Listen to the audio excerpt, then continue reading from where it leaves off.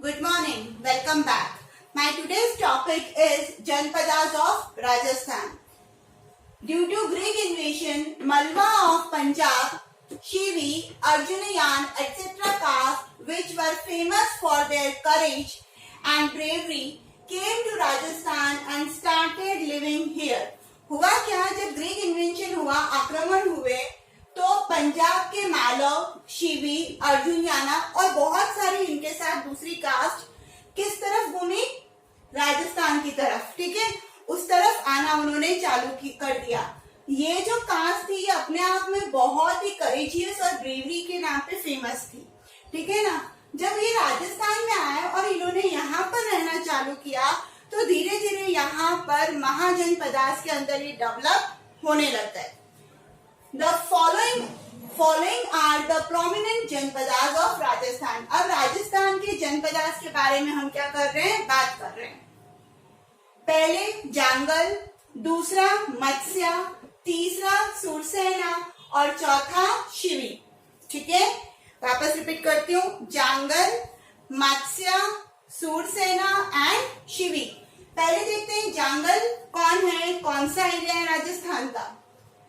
The present day Bikaner and Jodhpur district were known as Jangal Desh during Mahabharat period.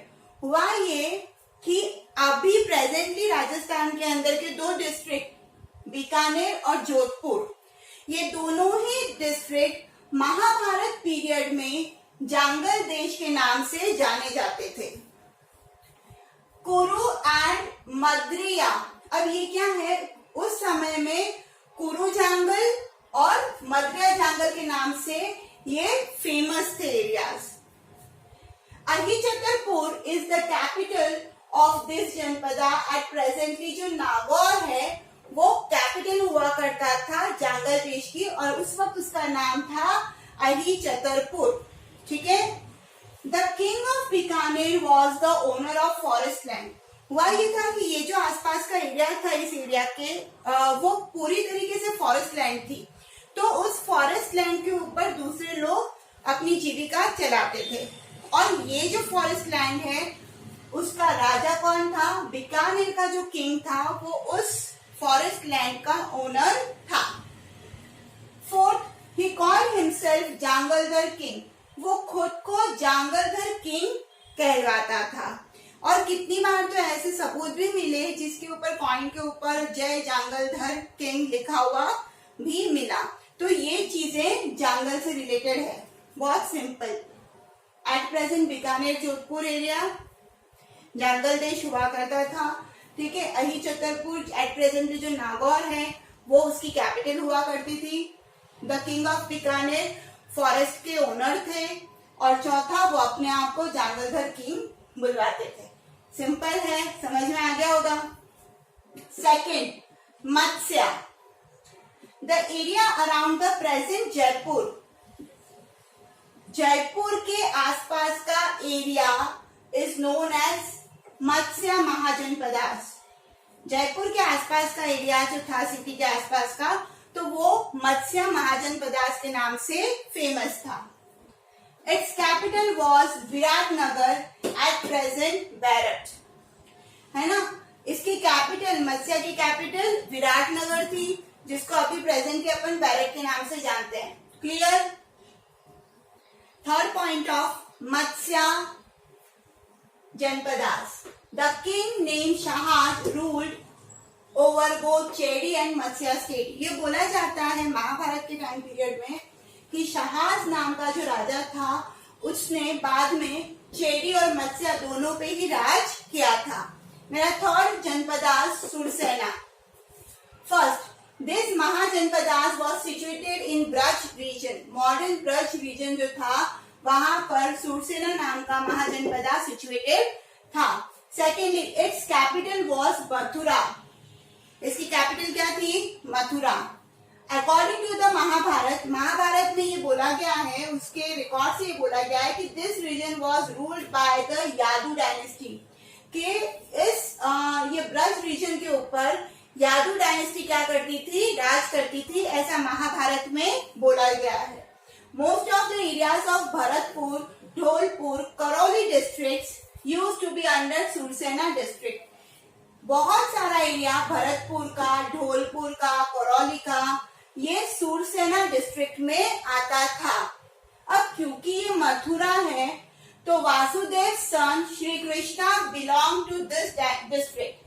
ये बोला गया है कि मथुरा को कैपिटल बोला गया है, तो यहाँ पर वासुदेव के पुत्र श्री कृष्णा भी इसी डिस्ट्रिक्ट से थे. ठीक है, थर्ड क्लियर, इजी है. फोर्थ शिवी. शिवी है तो Shivpur was the capital of Shivi janapada. ठीक है, शिवी जनपदा ने शिवपुर को अपनी कैपिटल बनाई थी. Shivpur is identified from the present Shorkot district of Pakistan. अभी एट प्रेजेंटली ये जो शिवी जनपदा का जो कैपिटल था शिवपुर, वो कहाँ पर है? Shorkot district of Pakistan. Third point, Shivi coins are found from various places of Mewar. ये बोला गया है कि राजस्थान के अंदर जो भाई है तो पाकिस्तान का एरिया, वहां पर शिवपुर कैपिटल था, सब कुछ था, बट जब कुछ शिवी कॉइन्स और कुछ ऐसे यज्ञ करने वाले जो कुंड होते हैं, हवन कुंड, जब यहाँ पर पाए गए तो ये चीज क्लियर हो गई कि कहीं ना कहीं इन्होंने चित्तौड़ को भी अपनी कैपिटल बनाई थी. तो Shivi coins are found from various places of Mewar. Mewar के अलग अलग प्लेसेस से शिवी कॉइन्स पाए गए. The representatives of this family used to arrange rule in the form of the heads of संतगरा सभा.